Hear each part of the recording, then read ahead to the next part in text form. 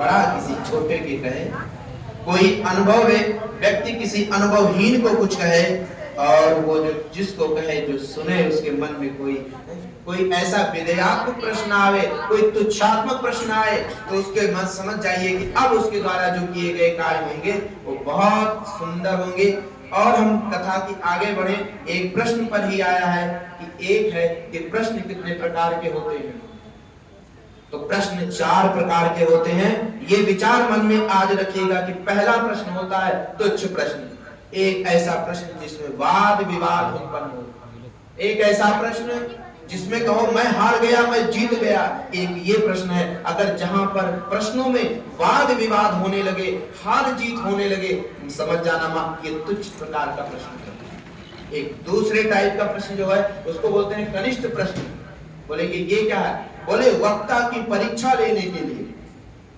और महाराज जी सो आए हैं, पता नहीं क्या कोंगी पांगा क्या कहेंगे, लाओ कुछ ऐसे इसमें से रामचरितमानस से 2-4 शब्द ऐसे लिखा है। महाराज जी ये विरंच मतलब नहीं समझ में आया। तो महाराज जी को मान लीजिए पता है विरंच मतलब ब्रह्मा होता है, नहीं उसमें मंत्र जो उल्टा आया है, तो विरंच मतलब कुछ और है।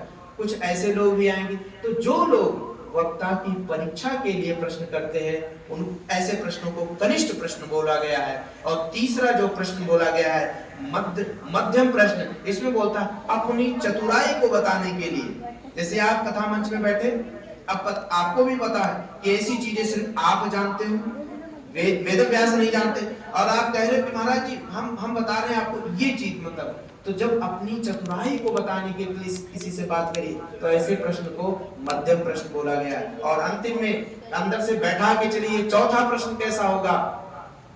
चौथा प्रश्न ऐसा होता है कि हम ऐसा प्रश्न करें जिसमें सबका कल्याण हो। जैसे छोटे बच्चे आजकल सारे घरों में होते हैं, पहली प्रश्न महाराज जी उनको मोबाइल से बड़ा प्रेम है, कैसे छुड़ाएं। ये एक का ये समाधान ये कौन बताए, क्योंकि ये हर घर में है। ये क्योंकि जहां कथा कहने जाया कहीं नहीं, ये सबसे बड़ी समस्या है। और ये समस्या का अगर इसका निजात कैसे पावे, अगर ये प्रश्न कैसा है ये उत्तम है, क्योंकि इस प्रश्न का उत्तर बताने से क्या होगा, इसमें सबका कल्याण होगा। ऐसे प्रश्न का उत्तर है। दूसरा, आजकल हमारे बच्चे आधुनिक होते जा रहे हैं, उनको सनातन में ये नहीं, अब इसीलिए तो शायद ठाकुर जी ने इच्छा किया हो हम तो ऐसे बने कि यहाँ पर जो हमारी जो वो चीजें हैं, कोई साहस नहीं करेगा कुछ चीज बोलने का। क्योंकि मैंने पता लगाया हरिहरपुर में ऐसे लोग बड़े कम मिले, या हो सकते हैं छुपे हो सकता है छुपे हो ना जान पाए, लेकिन ऐसा बड़ा कम देखने को मिला है कि जो जहां घूम कर आए हैं ऐसे लोग वहां से कम मिले। तो दूसरी बात यह है कि प्रश्न ऐसा करिए जिसे समाज का, तो हो सकता है ठाकुर जी ने ये भी कृपा की हो कि मैं तुझे भेज रहा हूं इनको सिखाने के लिए, कुछ हो रहा है बोलेगा तू लेकिन वाणी किसी और की रहेगी। हो सकता है बाबा सीताराम दास की इच्छा हो कि चलो कोई बात नहीं, काफी सुना हो गया है, अब थोड़ा सा कुछ हुंकार भरा जाए। तो 4 प्रकार के प्रश्न हैं। कोशिश मेरी यही रहेगी आप सभी लोगों से, ये जो उत्तम प्रश्न है इसके अंदर अपने मन में पराकाष्ठा लेके चले। और आपने सुना होगा ये युग 4 प्रकार के होते हैं, और ये युगों में मेरी विचारधारा से पहले क्या थे, पहले ये सतयुग था। पहले सतयुग के विचार वसुधैव कुटुंबकम, सारी पृथ्वी कैसी है, सारी पृथ्वी क्या है, अपनी है, वसुधैव कुटुंबकम। समय बदला, त्रेता आया, फिर जब त्रेता आया तो बोले क्या है, एक त्रेता में के भगवान का हुआ, बोले मेरा समाज मेरा क्या है, मेरा घर है।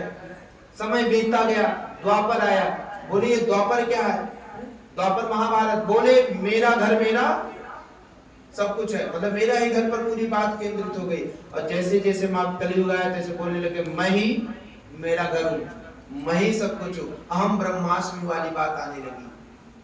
तो अलग अलग समय में अलग अलग युग आए, युग कहते गए, ऐसी मुझे लगी। अब आप ये सोचेंगे, मन में विचार आएंगे कि बताइए डॉक्टर साहब आप क्या विचार कैसे आया कथा करने का। हमारी योग्यता देखिए, इसके पीछे क्या कारण है।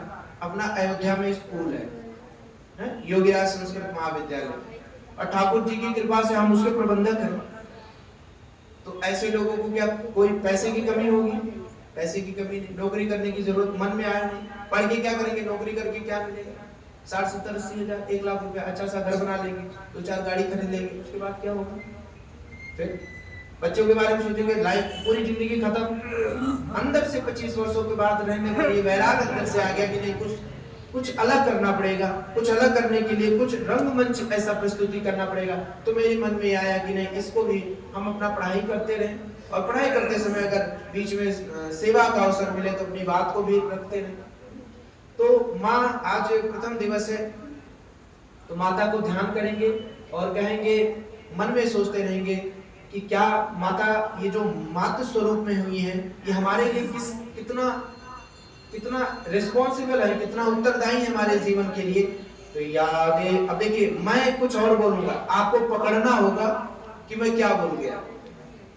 यादें, देखिए भारतीय संस्कृत के मंत्रों में इतनी तारतम्यता है कि अगर उसको आप सही से समझ जाओ तो आपको उस सारा समस्या का निदान मिल जाएगा।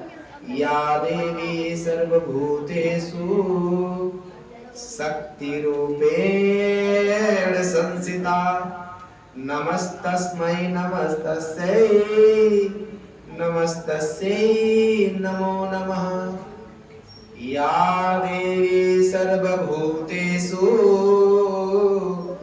लक्ष्मी रूपेण संस्थिता, नमस्तस्यै नमस्तस्यै नमस्तस्यै नमो नमः। या देवी सर्वभूतेषु तुष्टिरूपेण संस्थिता, नमस्तस्यै नमस्तस्यै नमस्तस्यै नमो नमः।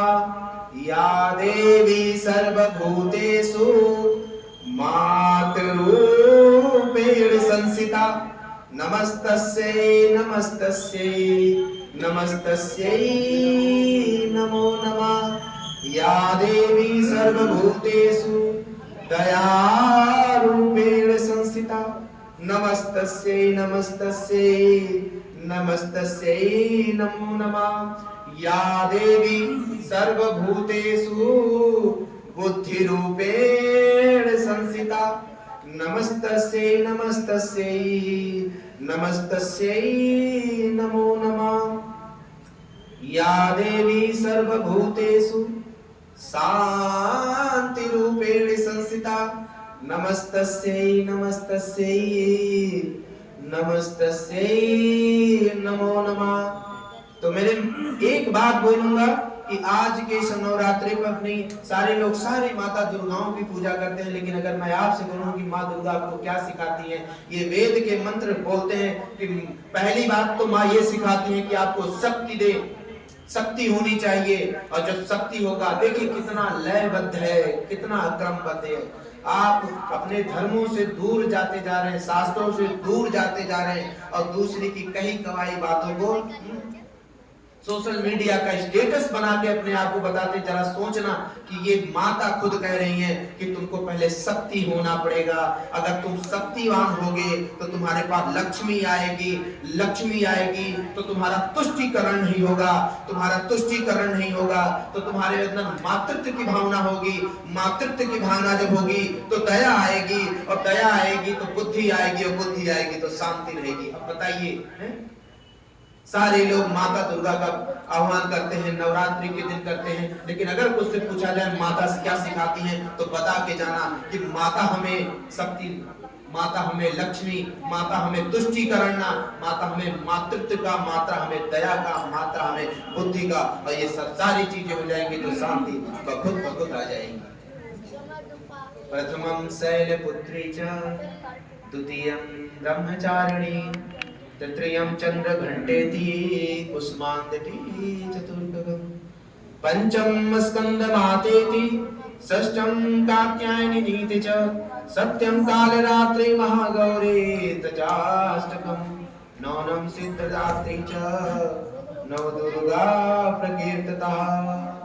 तो आज नवरात्रि का प्रथम दिवस था, तो माता का आह्वान